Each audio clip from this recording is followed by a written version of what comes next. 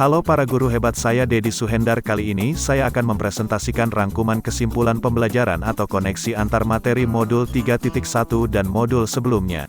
Tonton videonya sampai tuntas dan jangan lupa klik like dan subscribe ya.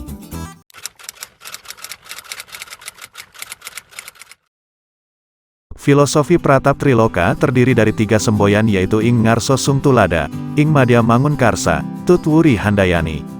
Semboyan tersebut memiliki arti di depan memberi teladan, di tengah memberi motivasi atau semangat, dan di belakang memberikan dukungan.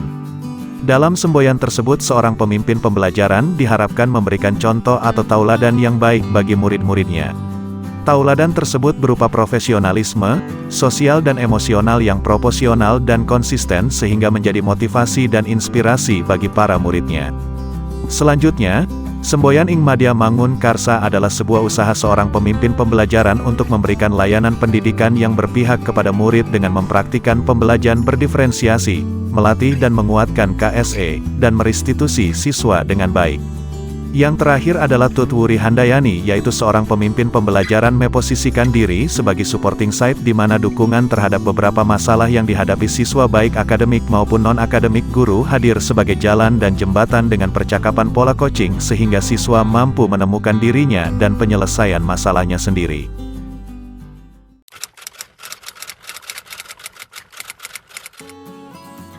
Nilai-nilai kebajikan universal dianut oleh kita melalui perantara keluarga, lingkungan sosial dan sekolah. Di setiap sudut dan tempat di bumi ini memiliki keunikan dan ciri khas masing-masing sehingga nilai-nilai kebajikan akan menjadi heterogen dan berbeda-beda, namun tujuannya sama, yaitu selaras dengan alam dan makhluk lain sesuai dengan kodratnya. Nilai-nilai kebajikan yang ditanamkan di sekolah tentunya memiliki cara yang umum dan khusus dalam penerapannya kepada seluruh warga sekolah.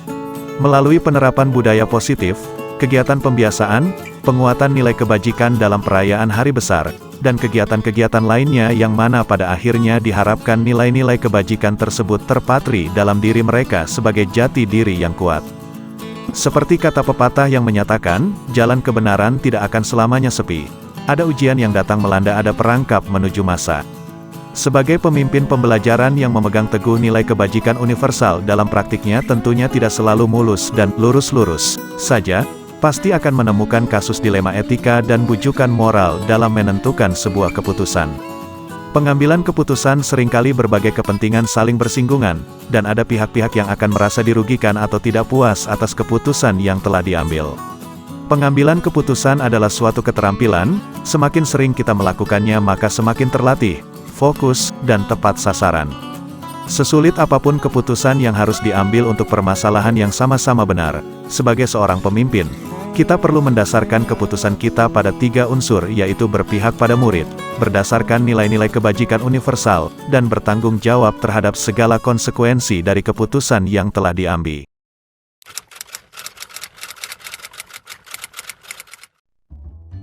Pemahaman materi pengambilan keputusan melalui LMS cukup padat dan kompleks, sehingga diperlukan membuat kata kunci terkait 3 unsur keterampilan membuat keputusan, bujukan moral dan dilema etika, 4 paradigma dilema etika, 3 prinsip pengambilan keputusan dan 9 langkah pengambilan dan pengujian keputusan. Semua konsep yang telah dipelajari secara mandiri didiskusikan melalui forum, dikolaborasikan dalam kerja kelompok untuk menganalisis kasus-kasus, didemonstrasikan melalui wawancara dengan kepala sekolah, dan dielaborasikan bersama instruktur. Dari semua proses yang telah dilewati, saya merasa bahwa ini bukan hanya sekedar paham terkait konsep saja, namun juga saya menyaksikan dan mengalami sendiri praktik pengambilan keputusan yang kontekstual dan konkret di sekolah melalui praktik-praktik baik yang telah ditunjukkan oleh para kepala sekolah. Dalam praktik pengambilan keputusan yang efektif di tengah dilema etika tentunya cukup menantang, di mana keputusan tersebut akan berdampak kepada pelaku dan penerima keputusan itu sendiri. Di dalam proses ini kita harus benar-benar mampu membedakan yang mana bujukan moral dan manakah yang merupakan dilema etika, sehingga kita akan efektif dan efisien dalam mengambil keputusan. Misalnya dalam kasus bujukan moral, tentunya dalam hal ini keputusan yang dibuat harus tegas dan lugas tanpa kompromi berdasarkan prinsip penegakan aturan yang berlaku dan norma-norma yang telah disepakati bersama. Namun dalam hal dilema etika di mana kasus dilema yang menjadikan para pemimpin dihadapkan dengan dua nilai kebajikan yang saling bertentangan, sama-sama benar, maka kita perlu melakukan diskusi dan jajak pendapat yang melibatkan banyak pihak sehingga keputusan yang dibuat dapat dijalankan penuh kesadaran oleh warga sekolah secara bersama-sama dan penuh rasa tanggung jawab.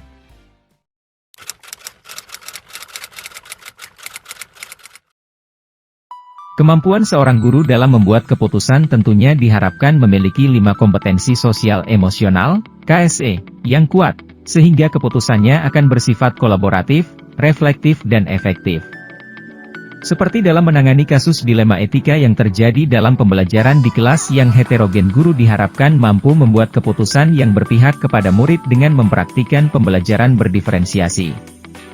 Atau ketika guru dihadapkan dengan dilema etika individu melawan kelompok besar pada kasus pembelajaran kelas yang mencampurkan siswa reguler dan inklusi.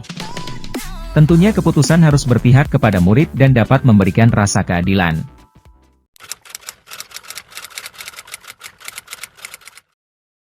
Secara umum guru pastinya memiliki keyakinan pribadi, nilai kebajikan yang dianut, kode etik profesionalisme, dan nilai moral ketika menghadapi masalah dilema etika.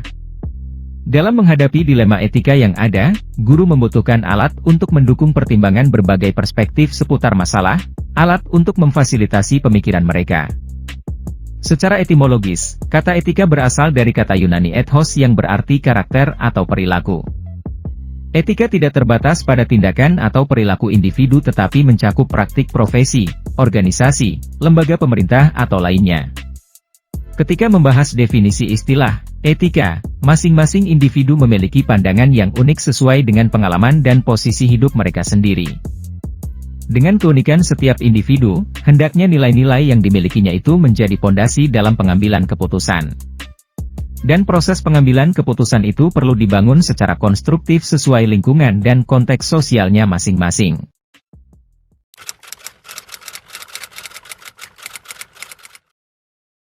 Secara umum pengambilan keputusan akan berbeda antara satu individu dengan individu lainnya, juga tidak hanya itu keputusan tersebut sangat dipengaruhi situasi dan kondisi yang terjadi pada saat kasus itu berlangsung. Maka kita perlu memahami, pertama, 3 prinsip pengambilan keputusan, berpikir berbasis hasil akhir, ends-based thinking, berpikir berbasis peraturan, rule-based thinking, dan berpikir berbasis rasa peduli, care-based thinking, juga menggunakan, kedua, 9 langkah pengujian pengambilan keputusan. Dari dua hal yang telah disebutkan di atas adalah merupakan alat atau perangkat pendukung bagi guru untuk membuat keputusan yang berdampak positif, kondusif, aman dan nyaman untuk semua pihak.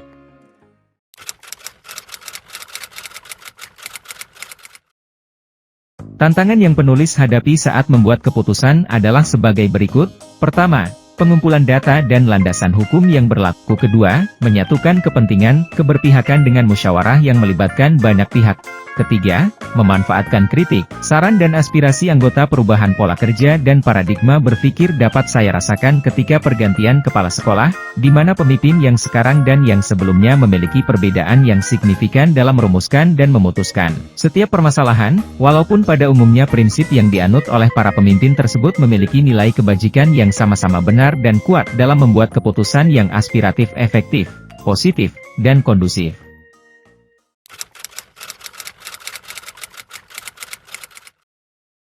Ketika seorang guru membuat sebuah keputusan terkait masalah yang ia hadapi di kelas, guru melihat murid sebagai individu yang merdeka, sehingga praktik pengambilan keputusan yang egosentris dan diskriminatif tidak akan pernah dilakukan. Seperti permasalahan yang dihadapi oleh semua guru ketika mengajar di kelas dengan profil murid yang heterogen, tentu guru tidak akan condong ke beberapa murid yang pintar atau penurut saja, namun guru juga fokus pada pengembangan murid-murid yang biasa dan mungkin kurang disukai. Guru menunjukkan sikap yang berpihak kepada seluruh murid dan memfasilitasi siswa dengan menyediakan layanan pembelajaran yang berdiferensiasi dan fleksibel.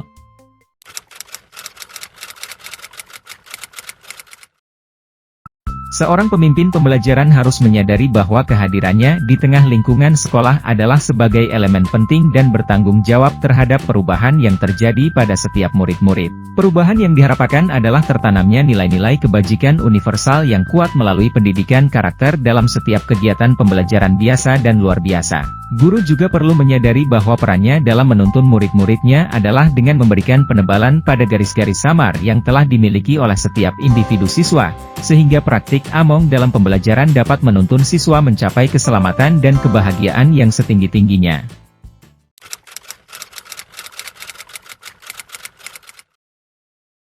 Modul 3. 1. Ini memberikan pemahaman dan pengalaman terkait membuat keputusan dalam menghadapi dilema etika, benar versus benar, dan bujukan moral, benar versus salah. Guru diharapkan memperhatikan 3 unsur pengambilan keputusan, nilai kebajikan, berpihak kepada murid dan bertanggung jawab.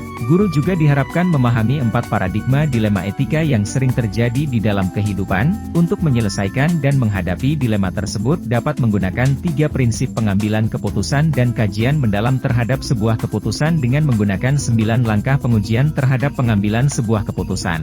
Modul ini memiliki keterkaitan dengan modul sebelumnya sebagaimana berikut. Pertama, dalam membuat keputusan seorang pemimpin pembelajaran diharapkan melihat masalah yang dihadapi sebagai aspek positif sebagaimana dijelaskan dalam prinsip inquiry apresiatif.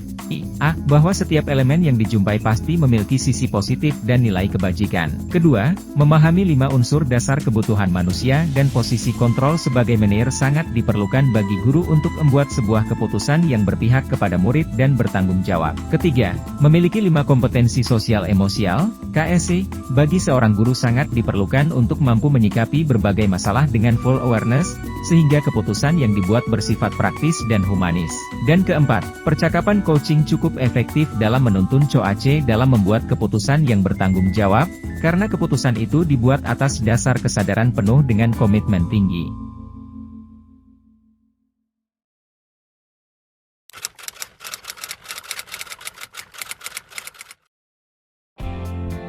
Yang saya hadapi ketika menganalisis berbagai kasus dilema etika dan bujukan moral adalah adanya beberapa miskonsepsi di antara keduanya. Saya dihadapkan dengan berbagai pendapat dari rekan CGP lainnya yang masih kesulitan menetapkan apakah itu dilema etika atau bujukan moral, namun pada akhirnya saya menemukan kata kuncinya. Dilema etika adalah benar lawan salah sedangkan bujukan moral adalah benar lawan salah.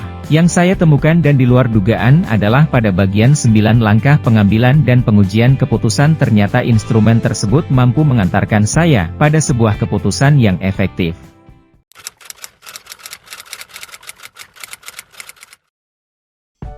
Saya pernah dihadapkan dengan sebuah kasus dilema etika pada masalah masuk perguruan tinggi negeri jalur rapor seperti SNMPTN, SNMPN, sekolah kedinasan, dan undangan khusus dari universitas negeri terpilih, di mana seluruh siswa kelas 12 memiliki hak yang sama untuk mengikuti jalur tersebut. Namun masalahnya mulai muncul ketika seorang siswa, katakan saja namanya Aliando, dia ini juara umum di sekolah dengan rata-rata nilai tinggi dan Aliando ingin mengikuti semua jalur yang ada, maka keadaan ini akan merugikan banyak siswa lain karena akan timbul kesan memonopoli, dan bagaimana jika Aliando diterima di semua jalur undangan tersebut, maka ini akan menjadi membingungkan dan akan merugikan murid lain, karena kesempatan yang diberikan akan menjadi sia-sia, juga sekolah akan di blacklist karena Aliando pada akhirnya hanya akan memilih satu kampus saja. Lalu keputusan yang dibuat adalah kepala sekolah menetapkan bahwa setiap siswa hanya diberikan satu jalur undangan saja untuk dipilih, sehingga dengan demikian banyak siswa yang memiliki kesempatan untuk bersaing mendapatkan kampus impiannya. Hasil yang didapatkan setelah keputusan ini diberlakukan adalah persentase jumlah siswa yang diterima di perguruan tinggi negeri melalui jalur undangan cukup tinggi, yaitu sekitar 35%, padahal pada tahun sebelumnya jumlah serapan siswa melalui jalur undangan hanya sebesar 6% saja.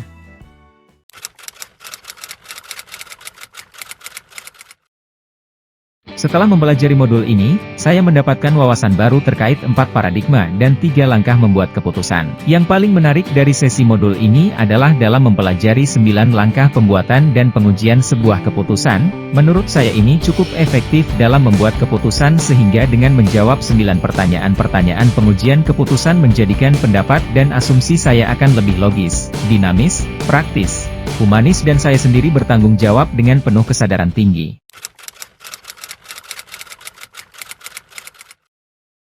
Menurut saya ini sangat penting, karena dalam membuat keputusan itu bukan hanya keputusan itu memberikan nilai keadilan, namun juga keputusan itu perlu analisa dan pengujian sehingga keputusan yang dibuat berdampak positif dan dapat dijalankan oleh bersama secara komitmen dan bertanggung jawab.